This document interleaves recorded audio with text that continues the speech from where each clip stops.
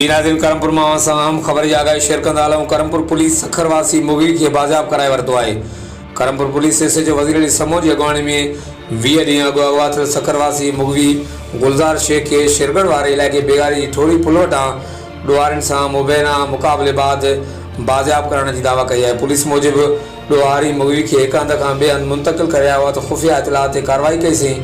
ॾोहारियुनि police खे ॾिसी police मथां फायरिंग कई। पुलिस जी जवाबी फायरिंग में ॾोहारी मुगी के छॾे अंधेरे जो फ़ाइदो वठी फायरिंग कंदा कचे तरफ़ फरार थी विया।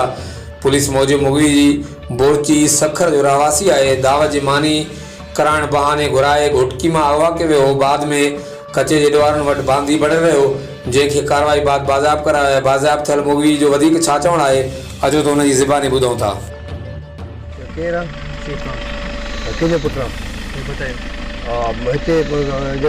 काॾे वञे थो?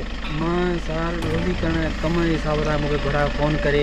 घोटकी सखर में कमु कंदो आहियां, घोटकी आहियां।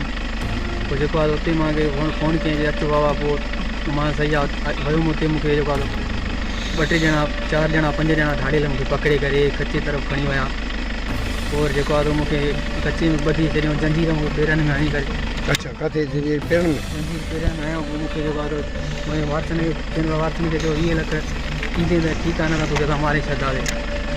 पोइ जेको आहे 20 ॾींहं किथे मूंखे झलियऊं। 20 ॾींहंनि खां पोइ मूंखे उतां कढियऊं त वरी तव्हां अची वियो। जेको आहे बचाव थी वियो आहे। मूंखे असीं बचाव मालिक गाड़ी लाइ विया, गोलियूं हणी मुक़ाबले में भॼी विया। जेके मां लिखी पियो तव्हां मूंखे बचायो आहे, महिरबानी साहब।